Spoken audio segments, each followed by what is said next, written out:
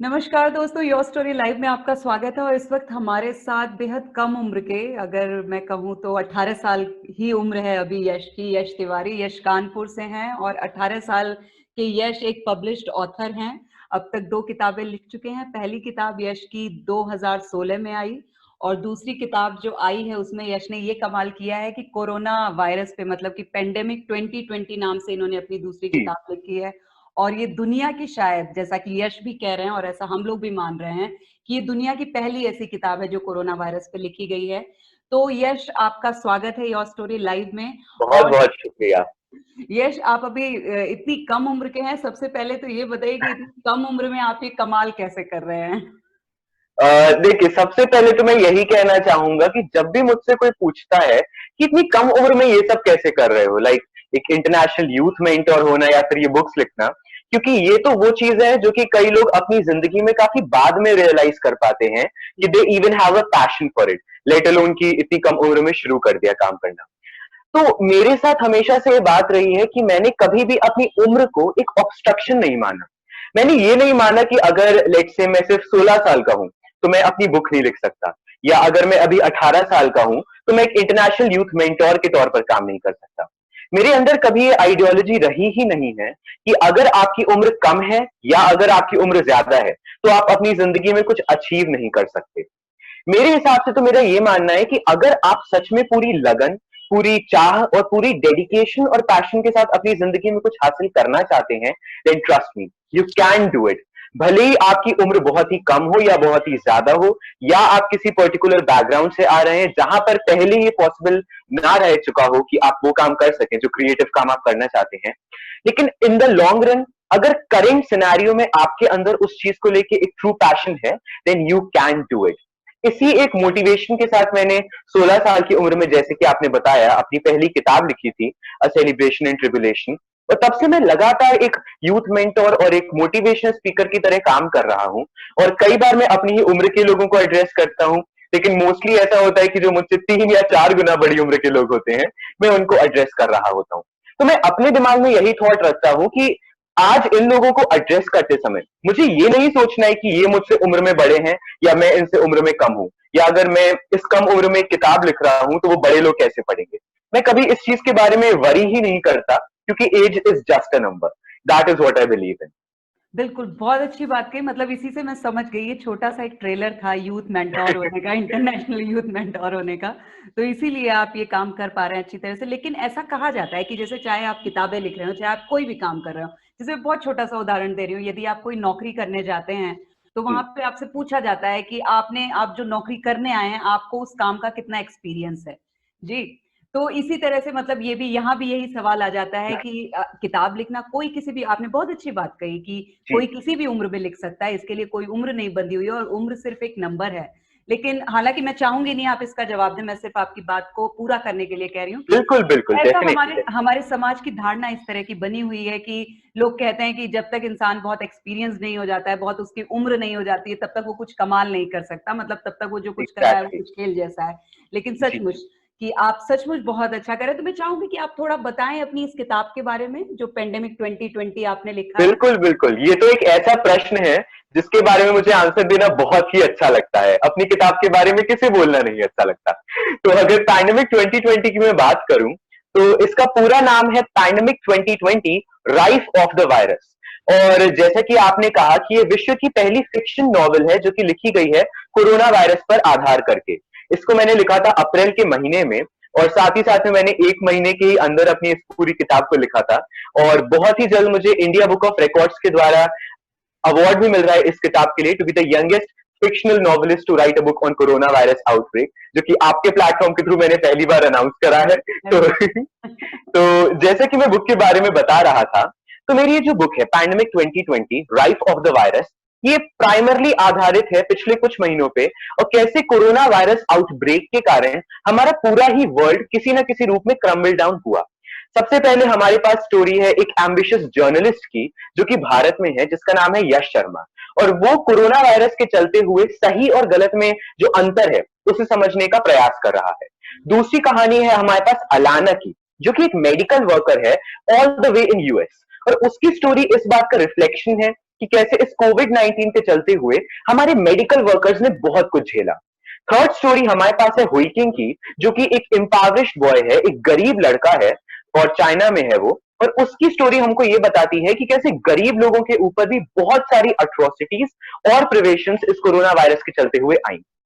और चौथी स्टोरी, जो कि मेरी सबसे ज्यादा फेवरेट स्टोरी है मैं कहूंगा, वो है टेरिल की, जो कि एक स्ट्रैंडेड ट्रैवलर है all the way in Italy, जो कि हमको उन लोगों के बारे में एक रिफ्लेक्शन देता है जो कि दूसरे देशों में जाकर फंस गए थे। क्योंकि हमको ही पता है कि इवन हमारे ही भारत के कई सारे भाई बंधु लोग दूसरे देशों में जाकर लॉकडाउन के चलते हुए फंस गए थे कई महीनों के लिए। तो टेरिल की कहानी उन सारे ही लोगों का एक रिफ्लेक्शन है। तो ऑल इन ऑल मैं ये कह सकता हूं कि मेरी ये जो बुक है पैंडेमिक 2020, ये एक क्रिएटिव अकाउंट है हर इंसान की जिंदगी का from the past few months. इसमें कुछ ना कुछ जरूर ऐसा होगा जिससे हर एक रीडर कनेक्ट कर पाएगा, रिलेट कर पाएगा, उसमें विजुअलाइज कर पाएगा खुद को। जैसे कि अगर आप मुझे एक अपॉर्चुनिटी दें तो मैं बस 2 मिनट का एक एग्जाम्पल भी साइट करना चाहूंगा बुक से ही, जो कि हमारे इस पैंडेमिक 2020 के बहुत ही लास्ट के चैप्टर के भी लास्ट के भाग में आता है।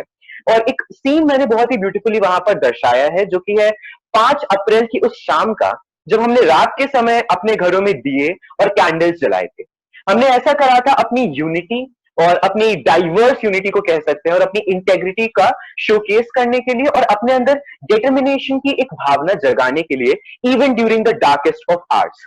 तो ऐसा, अब जब ऐसे ही कई सारे इंसिडेंट्स आपको मेरी बुक में पढ़ने को मिलेंगे, तो ऑफ कोर्स भले ही आपको स्टैंडर्ड ट्रैवलर नहीं है, या आप अलाना की तरह एक मेडिकल वर्कर नहीं है, या फिर आप यश शर्मा की तरह एक, मैं वो कह सकते हैं, जर्नलिस्ट नहीं है जिसका मैंने बुक में वर्णन करा है, still you will be able to see yourself in the story, you will be able to connect yourself with the story, क्योंकि किसी ना किसी रूप से इस कोरोना वायरस के चलते हुए हर एक इंसान अफेक्ट जरूर हुआ है।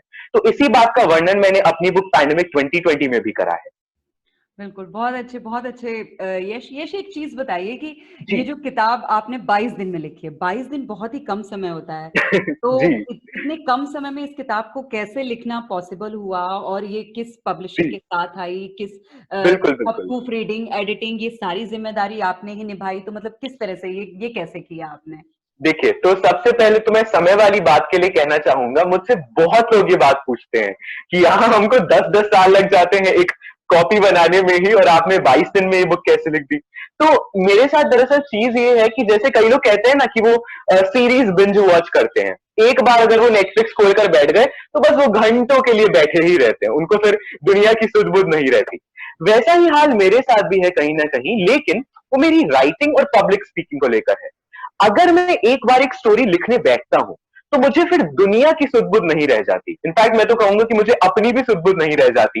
मुझे बस उस स्टोरी में इन्वेस्ट होने का मन करता है और उसको कंप्लीट करने का मन करता है। मैं देखता हूं उस बिंदु की तरफ फ्यूचर में, जो कि मुझको बताती है कि ये तुम्हारी स्टोरी की फाइनैलिटी है, ये तुम्हारी स्टोरी का क्लाइमैक्स है, जिसकी तरफ तुम हर सेकंड बढ़ रहे हो। तुम्हें बस अपनी डेडिकेशन को और पैशन को मेंटेन रखना है और लगातार लिखते रहना है।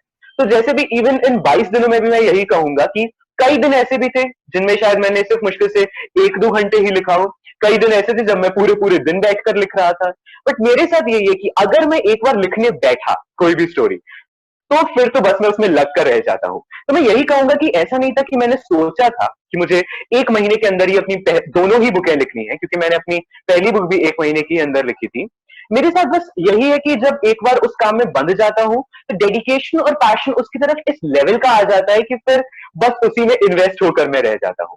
So I think that is what contributed in me completing the writing process of my book Pandemic 2020 as well as A Celebration in Tribulation within 1 month, both of the times. अब अगर हम लोग पब्लिशर और launching की बात करें, तो मेरी बुक की पब्लिशिंग तो करी है नोशन प्रेस ने, लेकिन इसकी लॉन्चिंग करी है ऑक्सफोर्ड बुक स्टोर ने इंटरनेशनल लेवल पे। यानी कि इस वक्त ये विश्व भर में हर कंट्री में अवेलेबल है, कई सारे प्लेटफॉर्म से, जितने भी हमारे ई कॉमर्स प्लेटफॉर्म है इस वक्त। और साथ ही साथ अगर बात करें, आपका लास्ट क्वेश्चन क्या था, मैं भूल गया।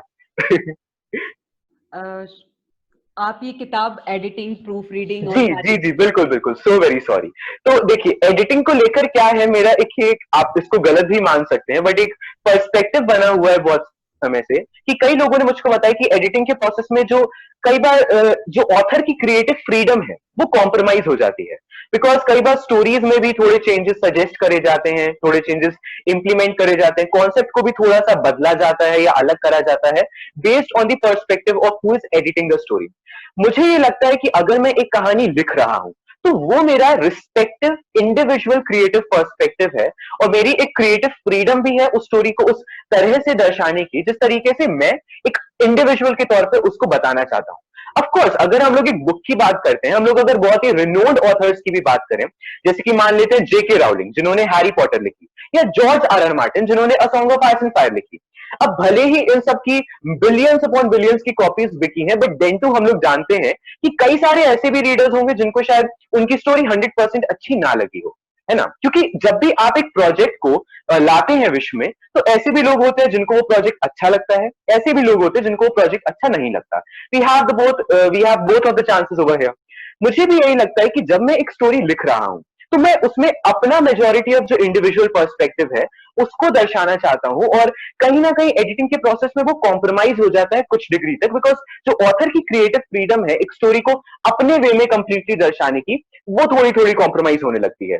तो इसी कारण से ये सारी जो चीजें हैं वो खुद ही करने का प्रयास करता हूं हमेशा, और यही एक चीज है जो कि आई गेस मैं आगे भी कंटिन्यू करूंगा। बिल्कुल, बिल्कुल यश, अगर ये किताब लोगों को ऑर्डर करनी हो तो वो कैसे मंगवा सकते हैं? और एक चीज और कि ये इंग्लिश में ही है सिर्फ, और देखिए, इसकी जी इसकी जी, हिंदी का भी हम इंतजार कर सकते हैं बिल्कुल हिंदी बिल्कुल, copy? Definitely definitely, this is something even I am very ईगरली waiting for. तो सबसे पहले तो अगर ऑर्डर की बात करें तो मेरी book pandemic 2020 rife of the virus hard cover version में इस वक्त अवेलेबल है Amazon के प्लेटफॉर्म पे, और साथ ही साथ में विश्व भर में ये पेपर बैक एडिशन में भी अवेलेबल है Amazon के ही प्लेटफॉर्म पे।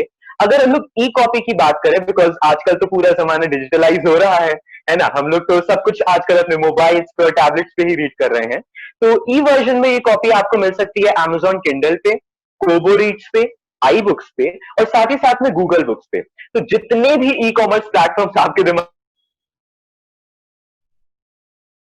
में आ सके हर जगह बुक आपको मिलेगी। और अगर बात करें कि आपका अगला क्वेश्चन क्या था, मैं पता नहीं बार बार क्वेश्चन भूल क्यों रहा हूँ। नहीं, कोई बात नहीं कि इस बुक ये इंग्लिश में आई है, इसके हिंदी वर्जन जी का जी, भी हम इंतजार करें? बिल्कुल। तो हिंदी वर्जन एक ऐसी चीज है जिसका, जैसे कि मैंने कहा कि मुझे भी बहुत ही बेसब्री से इंतजार है, और उस पर काम चल रहा है अभी। सबसे पहले तो मुझे इस स्टोरी को बाहर लाना था किसी ना किसी रूप में, तो इंग्लिश वर्जन ऑलरेडी आउट है, हिंदी वर्जन बहुत ही जल्दी आउट होगा, उस पर काम शुरू हो गया है, तो please keep an eye open for that as well.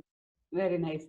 यश, क्योंकि मैं आपके बारे में जानती हूँ, हमारी बातचीत पहले भी हो चुकी है, तो हमें बहुत कुछ पता है आपके बारे में, लेकिन इस वक्त जो भी लोग आपको देख रहे होंगे, क्योंकि आपको देखते ही सबसे पहले सबके मन में ये सवाल आएगा कि हमें ये बताया जाए कि ये बच्चा है कहाँ से, और ये किस शहर से है, और इसकी स्कूलिंग कैसे हुई है, जी इसकी जी, फैमिली बिल्कुल, बैकग्राउंड क्या है, तो थोड़ा सा आप इन सब के बारे में भी डेफिनेटली बताएं। Definitely definitely. तो इस वक्त मैं कानपुर का निवासी हूँ, हालांकि एक इंटरनेशनल यूथ मेंटोर के तौर पर मेरा काम सिर्फ कानपुर में बेस नहीं है, वो विश्व भर में ही है। तो कानपुर का निवासी होते हुए मेरी स्कूलिंग भी पूरी यहीं से हुई है। इनफैक्ट पिछले ही साल मैंने कॉलेज भी ज्वाइन करा है मास कम्युनिकेशन के लिए, Jagran institute of art science and commerce में, जहां पे मैं पत्रकारिता की पढ़ाई कर रहा हूँ, जो कि मेरे हिसाब से एक बहुत ही इंटरेस्टिंग टॉपिक है पढ़ने के लिए। उसके साथ ही साथ अगर मैं अपने फैमिली बैकग्राउंड की बात करूं, तो मेरी एक बड़ी बहन है जिसका नाम अनमोल तिवारी है। साथ साथ में मेरे पापा वॉलीबॉल एसोसिएशन ऑफ इंडिया में काम करते हैं, और मेरी मदर एक होम मेकर है। और अपनी फैमिली के लिए तो मैं यही कहना चाहूंगा, जो कि मैं हर जगह ये बात जरूर कहता हूं, कि उनके बिना आज मैं जो अपनी जिंदगी में कर रहा हूं वो पॉसिबल ही नहीं होता। मैं हमेशा ये कहता हूं कि if I am doing anything right now in my life, that is because of them. क्योंकि आप ये समझ सकते हैं कि 12th क्लास में जब सारे पेरेंट्स का फोकस होता है कि उनके बच्चे सिर्फ और सिर्फ अपने बोर्ड्स पे ध्यान दें, पूरी दुनिया को भूल जाए और किसी चीज के बारे में ना सोचें, मेरे पेरेंट्स उस वक्त भी मुझको सपोर्ट कर रहे थे कि अगर तुम्हें अपनी बुक लिखनी है तो लिखो, we are there for you. अगर तुम्हें लेट्स से इंटरनेशनल टॉक्स या सेशंस वर्कशॉप डिलीवर करने हैं, we are there for you, तुम्हें डरने की जरूरत नहीं है। एज लॉन्ग एज तुम प्रायोरिटाइज कर रहे हो अपनी पढ़ाई को भी और अपने काम को equally, we are going to be there for you. तो उनका जो सपोर्ट मेरे लिए रहा है, उनका जो एनकरेजमेंट मेरे लिए स्टार्टिंग से ही रहा है, I think that has contributed a great deal in framing out the personality that I have become today. उसके अलावा जरूर मेरे जो स्कूलिंग की जिंदगी में, इवन अभी कॉलेज में भी या बाहर भी, जो मेंटोर्स हैं, टीचर्स हैं, फ्रेंड्स हैं और बहुत सारे किड्स एंड किन्स हैं, उन सबको लेकर भी मैं बहुत ही ज्यादा ग्रेटफुल हूँ, क्योंकि फॉर्चुनेटली मुझे हमेशा ही ऐसे गाइडेंस और मेंटोर्स मिले हैं जो कि हमेशा मुझको एनकरेज करते रहे, जिन्होंने मुझको पुल डाउन नहीं करा, एंड उन्होंने मुझको हमेशा ये बताया कि do have the capability to do something remarkable in your life. तो इसके लिए भी मैं बहुत ही ज्यादा शुक्रगुजार हूँ। बिल्कुल, बहुत अच्छी बात है ये, क्योंकि ज़्यादातर पेरेंट्स इस तरह के होते हैं जो बच्चों पे पढ़ाई का दबाव बनाते हैं। और अगर बिल्कुल पेरेंट्स ने आपको, ज़ाहिर-सी बात है कि हम बच्चे जो बनते हैं वो पेरेंट्स की वज़ह से ही बनते हैं, चाहे वो अच्छे बने या बुरे बने। तो ये बिल्कुल बहुत अच्छी बात है कि आपको अपनी फैमिली का सपोर्ट है, जो कि बेहद ज़रूरी भी है। तो एक चीज़ बिल्कुल और बिल्कुल। बताएँ यश, कि आप आईआईएम बैंगलोर के साथ भी मिलकर के अपने जी किसी प्रोजेक्ट पे काम कर रहे हैं, वो किस तरह का प्रोजेक्ट है और क्या काम है वो? जी जी, तो आईआईएम बैंगलोर की एक इंक्यूबेटेड कंपनी है जिसका नाम माई कैप्टन है, जो कि पूरे विश्व में लाखों करोड़ों जो यंगस्टर्स हैं, इवन यंगस्टर्स नहीं, मैं कहूंगा people from all walks of life, उनको एजुकेट करती है, उनको गाइड करती है बहुत सारी फील्ड्स के बारे में। तो उसमें मैं एक मेंटोर के तौर पर काम कर रहा हूँ माई कैप्टन के साथ, जहां पे मैं हर किस्म के इंसान को, हर वॉक ऑफ लाइफ के इंसानों को बताता हूँ कि कैसे वो भी अपनी नॉवल लिख सकते हैं। क्योंकि अगर एक क्लैरिटी ऑफ थॉट और क्लैरिटी ऑफ आइडियोलॉजी के साथ मैंने 16 साल की उम्र में अपनी डेब्यू नॉवल लिखी थी, एंड इवन 18 साल की उम्र में अपनी दूसरी नॉवल लिखी है, तो मेरी ये ड्यूटी बनती है कि मैं दूसरों को भी उस बारे में गाइड करूं। तो हर महीने ही मैं 100-200 जो लोग हैं पूरे विश्व भर में से, उनको गाइड करता हूं कि कैसे वो भी अपनी बुक्स पर काम कर सकते हैं, कैसे वो भी कैरेक्टर्स को डेवलप कर सकते हैं, स्टोरीज को विजुअलाइज करके पेपर पर ला सकते हैं, और कैसे वो भी एक पब्लिश्ड ऑथर बन सकते हैं। तो इसके थ्रू भी मुझे खुद भी बहुत कुछ सीखने को मिलता है, बिकॉज ऑफ कोर्स जब मैं हर महीने थाउजेंड्स अपॉन थाउजेंड्स ऑफ लोगों से कनेक्ट हो रहा हूं, तो मेरा भी जो एक्सपीरियंस है वो बहुत ही वाइडन हो रहा है। मुझे भी बहुत कुछ सीखने को मिलता है अलग अलग प्रकार के स्टोरी टेलर्स से, अलग अलग प्रकार के पर्सपेक्टिव के लोगों से। तो आई वुड से कि जितना मैं दूसरों को सिखा पा रहा हूं, उतना ही मुझे खुद भी सीखने को मिलता है। और मेरा ये भी मानना है कि आपकी जिंदगी में भले ही आप जो भी कर लें, भले ही आप जिस मुकाम तक पहुंच जाए, अगर आज मैं कह रहा हूं कि 18 साल की उम्र में मैंने 4 टेक टॉक्स डिलीवर कर ली या एक जोश टॉक डिलीवर कर ली, इसका मतलब ये नहीं है कि मेरा लर्निंग प्रोसेस यहां पर खत्म हो गया है। इनफैक्ट मेरी तो जर्नी अभी शुरू ही हुई है। अगर मैं दूसरों को किसी चीज के लेके गाइड कर रहा हूं, तो मुझे भी खुद भी उतना ही सीखने की जरूरत अभी भी है। तो मैं खुद को भी कह सकता हूं लर्निंग के प्रोसेस में हमेशा बिजी अप रखता हूं, जितना मैं दूसरों को गाइड करने के प्रोसेस में खुद को बिजी रखता हूं। And that is one thing which I am definitely going to take in my life ahead as well. बिल्कुल। यश, आपको 2019 में करमवीर चक्र अवार्ड भी मिला जी है। उसके बाद उसकी जर्नी भी आप बताएँ कि कैसे आप पहुँचे वहाँ तक? बिल्कुल बिल्कुल। तो मुझे पिछले साल ही, जब मैं अपनी 4 टेड टॉक्स डिलीवर कर चुका था और उस वक्त तक मैं काफी एस्टैब्लिश तरीके से एक यूथ मेंटोर के तौर पर काम करना शुरू कर चुका था, मुझे इनवाइट करा गया था टीसीसी रेक्स करमवीर चक्र अवार्ड और जीवाईएलए फेलोशिप के लिए, जो कि आई कॉन्गो के द्वारा दिया जाता है in association with United Nations. और उसके लिए जब मुझे इनविटेशन आया एंड नॉमिनेशन आया, आई वुड से मुझे ऑफ कोर्स बहुत ही ज्यादा खुशी की और गर्व की फीलिंग हुई। लेकिन सबसे ज्यादा मुझे इस बात की खुशी हुई कि people are finally recognising the kind of social change which I am willing to create with the help of my words and with the help of my voice. तो इस चीज के लिए जब मुझे करमवीर चक्र अवार्ड से नवाजा गया और साथ ही साथ में ग्लोबल यंग लीडर फेलोशिप से नवाजा गया, तो मुझे बहुत ही अच्छा लगा, बिकॉज ऑफ कोर्स एक यंगस्टर की जिंदगी में अगर आप ऐसी रिकॉग्निशन देते हैं, तो उसका जो एनकरेजमेंट है वो बिल्कुल स्काई हाई लेवल पर पहुंच जाता है।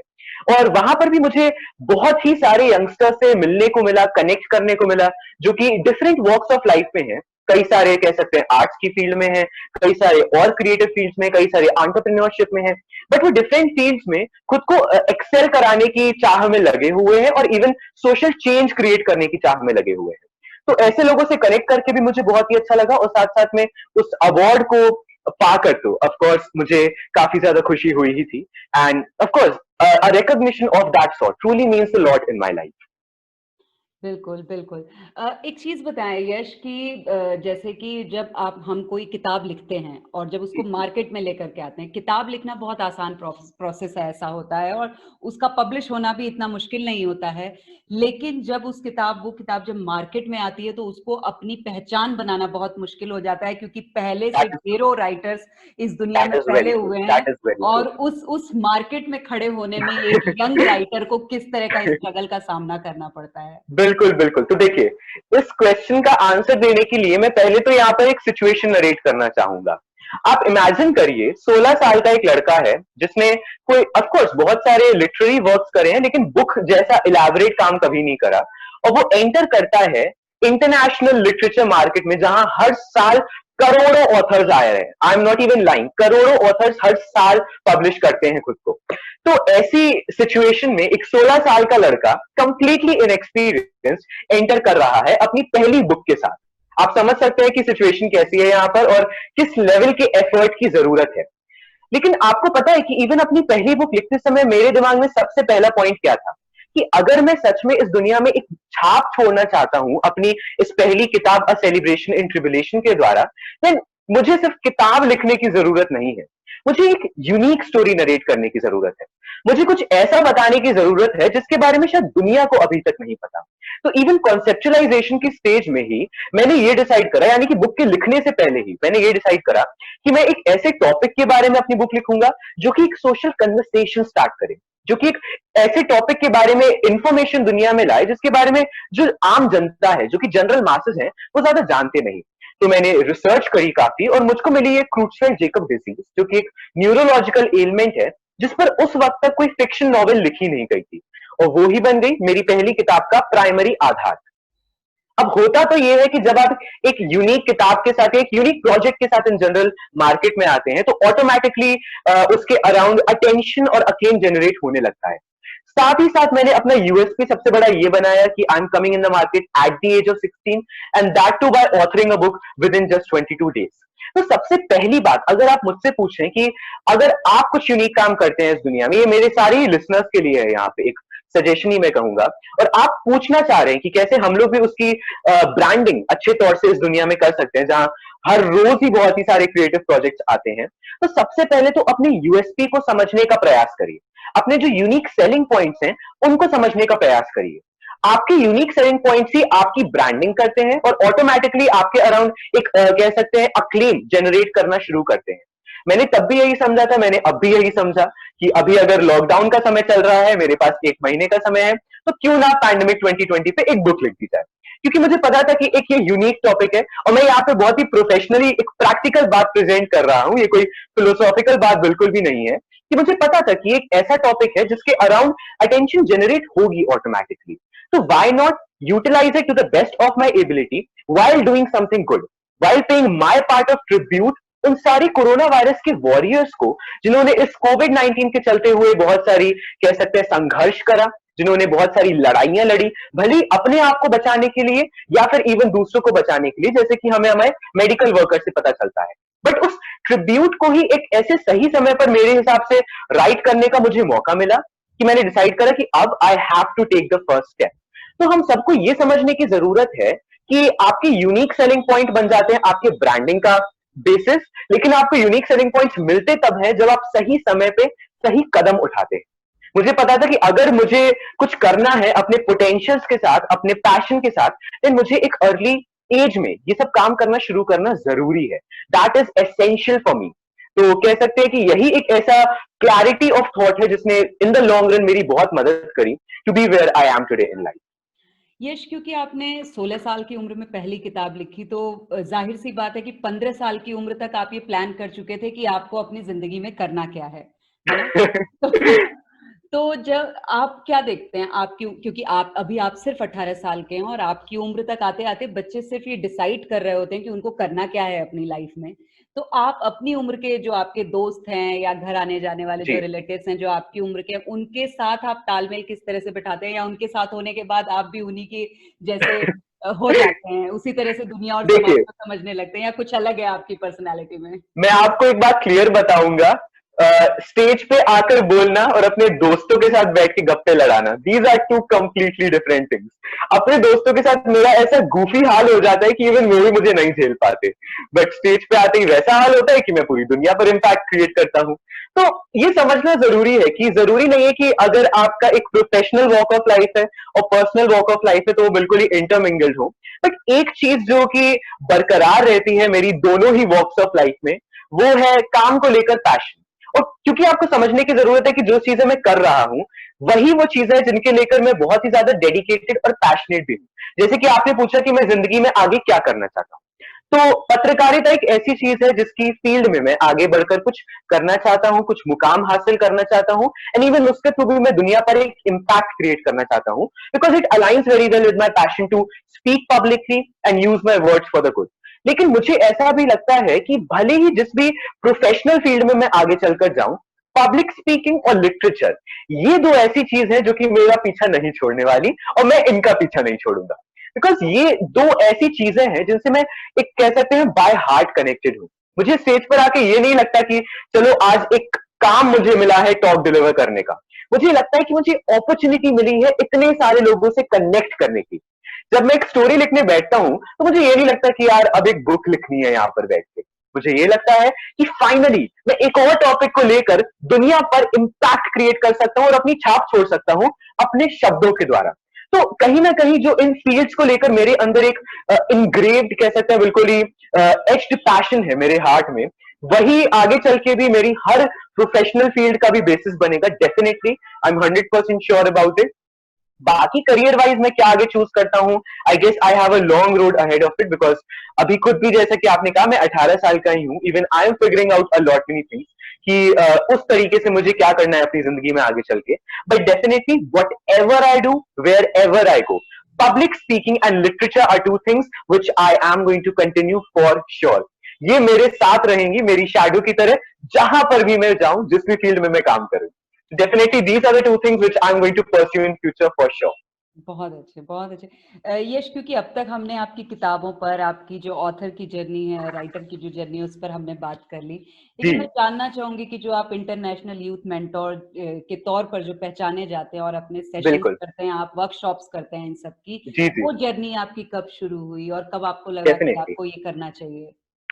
तो मैं आपको इसका एग्जैक्ट मोमेंट भी बता सकता हूं कि मुझे कब लगा कि मुझे इस फील्ड में एंटर करना चाहिए।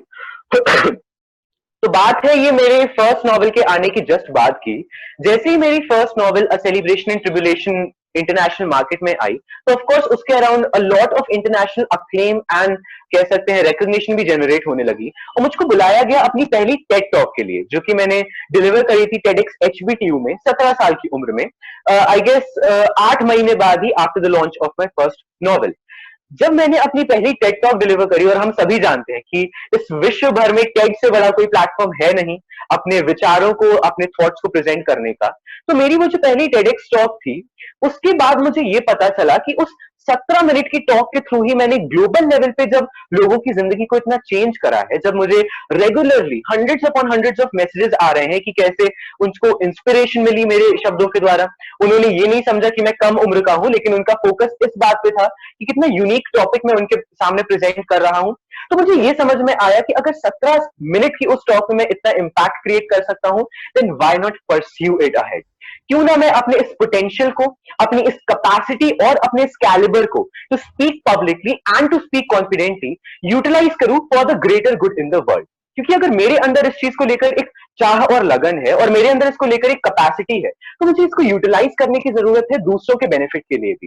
तो मैंने उसी दिन डिसाइड करा कि मैं अब आगे चलकर अपनी जिंदगी में एक पब्लिक स्पीकर और एक कह सकते हैं मोटिवेशनल स्पीकर और यूथ मेंटोर के तौर पर भी काम करना चाहता हूं, because that is something where I will actually be able to utilize what I am good at. Since then मैं बहुत ही कह सकता हूँ almost regularly he talks, sessions, workshops और सेमिनार्स इंटरनेशनल लेवल पे डिलीवर करता रहता हूँ। उस दिन से लेकर मैंने 4 टेक टॉक्स डिलीवर कर दी हैं, और साथ ही साथ में एक बहुत ही अक्लेम जोश टॉक भी डिलीवर करी है, जो कि प्राइमरली मेरी जिंदगी के बारे में और मेरे कुछ पास्ट स्ट्रगल्स के बारे में थी।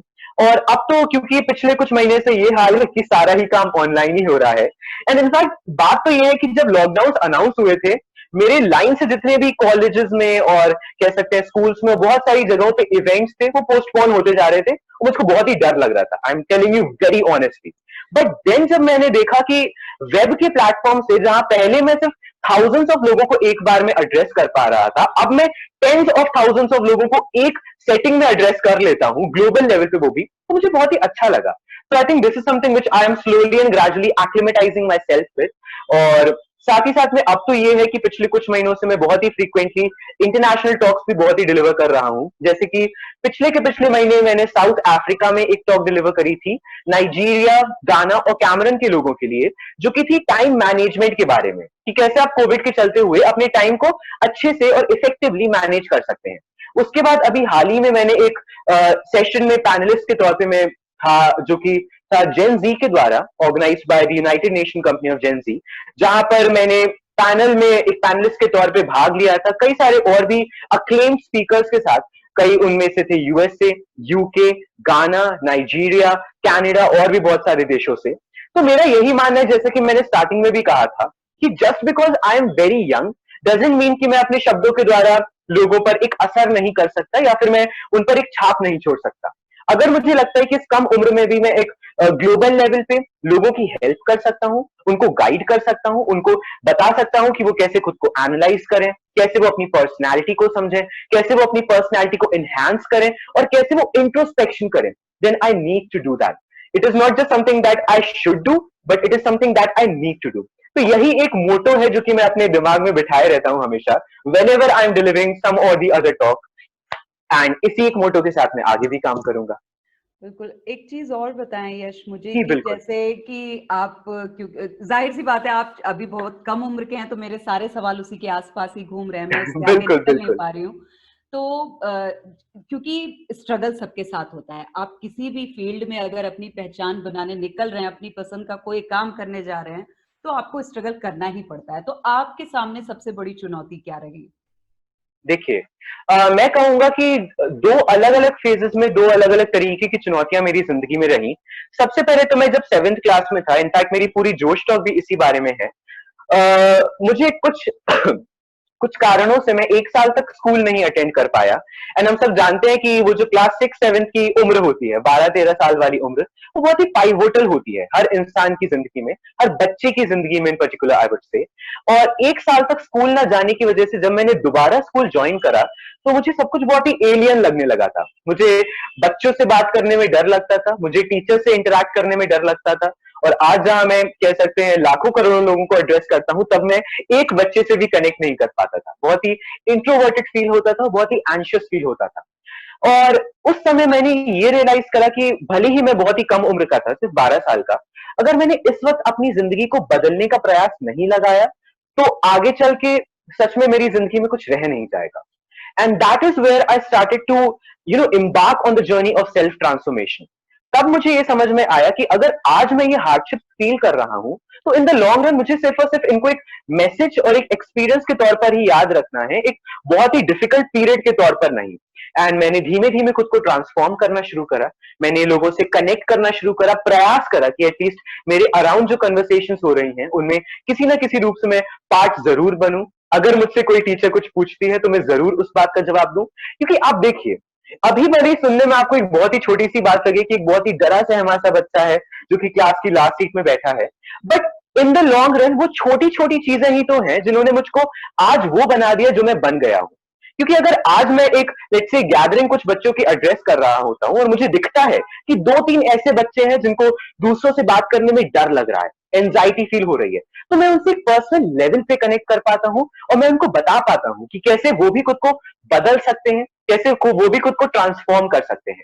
तो हमको ये समझना जरूरी है कि जो चीजें हमें अपनी जिंदगी में बहुत ही छोटी लगती हैं, जिन चीजों को हम लोग कहते हैं कि ये तो बहुत ही पिटियस सी प्रॉब्लम है किसी इंसान की जिंदगी में, वही आगे चल के आपकी जिंदगी का एक बहुत ही बड़ा एस्पेक्ट बन जाती है। ये तो एक जिंदगी का मैं कहूंगा अर्ली फेज की बात हो गई। अब बात की अगर बात करें तो जैसे कि आपने कई बार ये बात कही कि मैं इतनी कम उम्र में ये सब कर कैसे रहा हूं।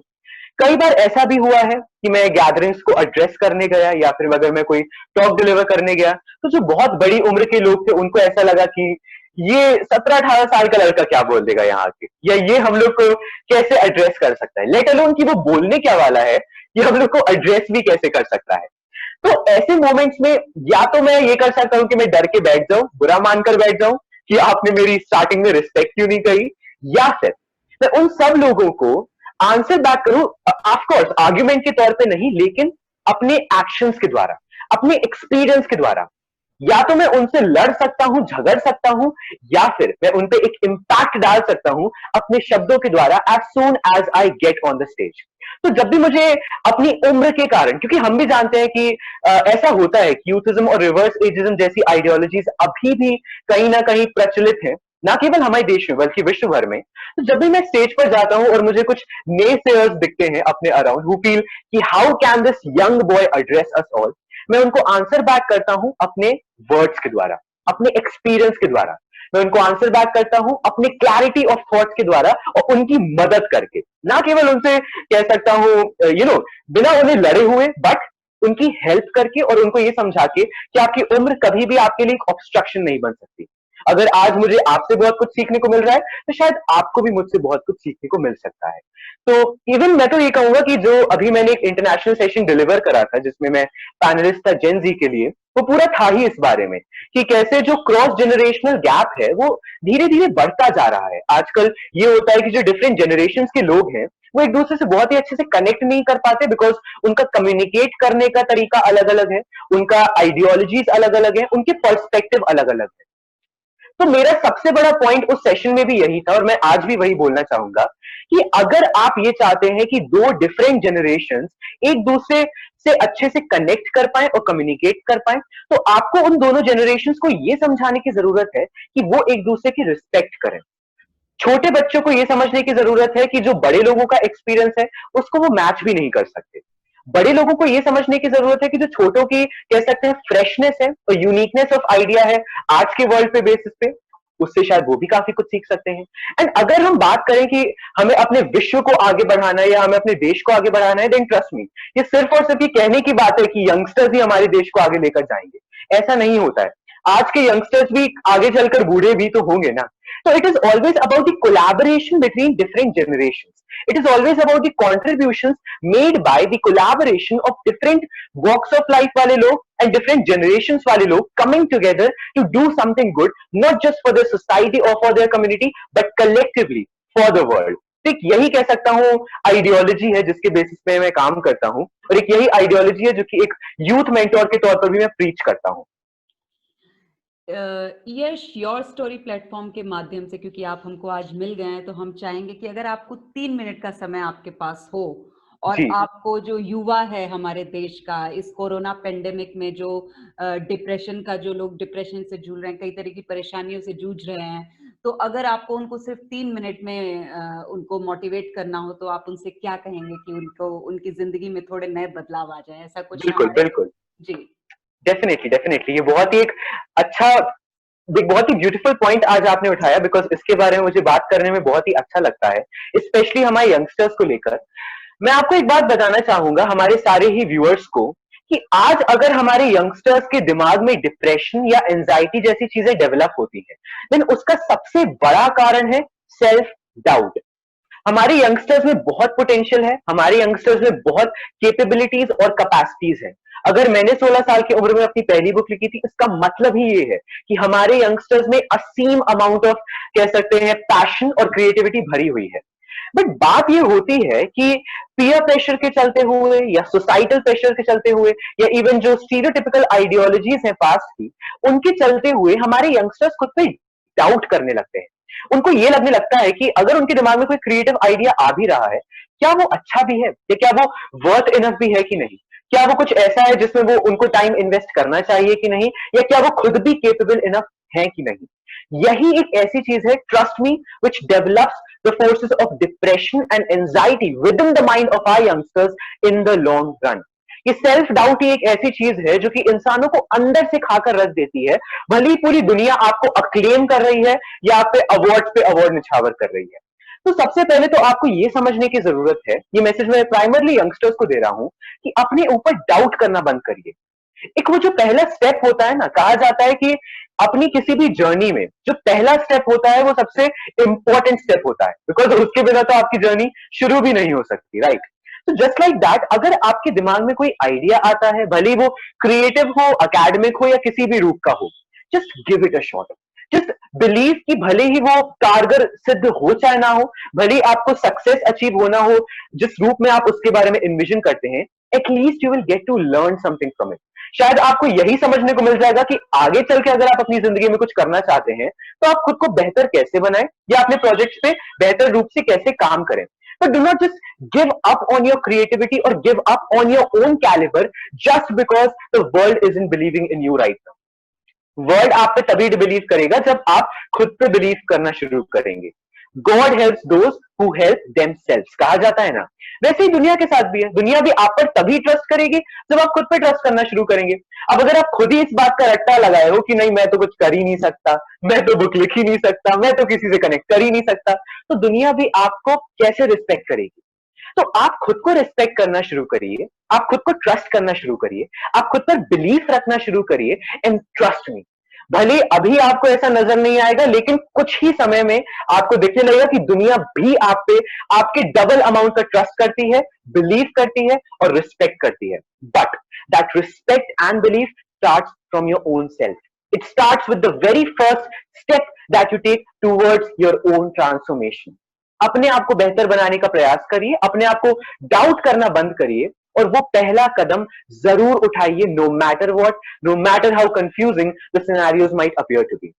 और इस कोविड-19 को लेकर नहीं कहना चाहूंगा, मैं मानता हूं मैंने इसके ऊपर पूरी बुक लिखी है कि बहुत ही दुखी परिस्थितियां रही हैं, बहुत ही मार्मिक कहानियां आई हैं सामने इस कोविड-19 को लेकर, और ऐसी भी कई सारी बातें हमको पता चली हैं, भली वो लॉस ऑफ लाइफ के बारे में हो या फिर लॉस ऑफ बहुत ही तरीकों की चीजों के बारे में हो, जिनको शायद हम बहुत ही जल्दी रिकवर नहीं कर सकते, डेफिनेटली नहीं कर सकते। And my heartfelt condolences do go to all those people who did lose their life और sacrifice a lot during this कोविड-19 आउटब्रेक। लेकिन मैं ये भी कहना चाहूंगा कि जस्ट बिकॉज इस सबको लेके एक बहुत ही नेगेटिव साइड हमारे सामने आया है, इसका मतलब ये नहीं है कि एवरीथिंग इज नेगेटिव ओनली। अपनी बुक के द्वारा भी मैंने यही बताने का प्रयास करा है कि at the end of every dark tunnel there is a bright end. तो हम सब धीमे धीमे उसी ब्राइट एंड की तरफ ही बढ़ रहे हैं। अगर इस कोविड-19 के चलते हुए आज आपको बहुत ही कह सकते हैं सैड फील हो रहा है या फिर डिजेक्टेड सा फील हो रहा है, देन ट्रस्ट मी, दिस कोविड-19 इज समथिंग जिसको हमारा विश्व बीट कर सकता है। हमारी दुनिया ने इससे भी बड़े ग्रेटर ऑड्स को बीट करा है पास्ट में, तो we will be able to do that. आपको उसके बारे में चिंता करने की जरूरत नहीं है, बस आपको एफर्ट्स लगाने की जरूरत है कि कैसे ग्लोबली हम खुद को ज्यादा स्ट्रॉन्गर बना सकते हैं ऐसे सोशल इश्यूज और ऐसे कह सकते हैं कलामिटीज के against in the long run. और चिंता मत करिए, खुश रहिए, आबाद रहिए, अपने आप को एंथुजियास्टिक रखिए, अपने आप को अपर अलाइव रखिए, और अपने उस एंथुजियाज्म को सिर्फ अपने अंदर मत रखिए। सबसे बड़ा पॉइंट तो ये है, अपने उस एंथुजियाज्म को रेडिएट भी होने दीजिए अपने अराउंड लोगों में, तभी उसका कुछ इंपॉर्टेंस होगा आपकी जिंदगी में भी। तो यही मैं अपने सारे यंगस्टर्स को, अपने फेलो यंगस्टर्स को कहना चाहूंगा। बिल्कुल, बिल्कुल यश, बहुत अच्छी बात कही, काफ़ी प्रेरणा मिली। मतलब जो लोग सचमुच देख रहे होंगे इस वक़्त आपको, उनको उन्होंने अपने-अपने हिस्से का, अपनी-अपनी ज़रूरत का इसमें से चुरा लिया होगा, जो उनके काम आ जाएगा।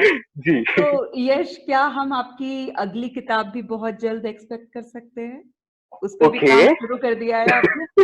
क्या मुझे सब कुछ अभी ही रिवील कर देना चाहिए? आप आप देखिए, आप आप आइडिया मत बताइए, आप अपना बिल्कुल। विषय मत बताइए कि आप किस पर जी। लिख रहे हैं, लेकिन अगली किताब तो आप बता ही सकते हैं कि वो कब तक आ सकती है। देखिए, मैं आपको एक बात बिल्कुल सच-सच बताऊँगा, जब ये कोविड-19 शुरू हुआ था, उस वक़्त दरअसल मैं एक कंप्लीटली डिफरेंट टॉपिक पर ही किताब लिख रहा था, जो कि एक बहुत ही इम्पोर्टेंट और बहुत ही पाइवोटल सोशल टॉपिक के बारे में है। बहुत ही यूनिकनेस भी उसमें छुपी हुई है।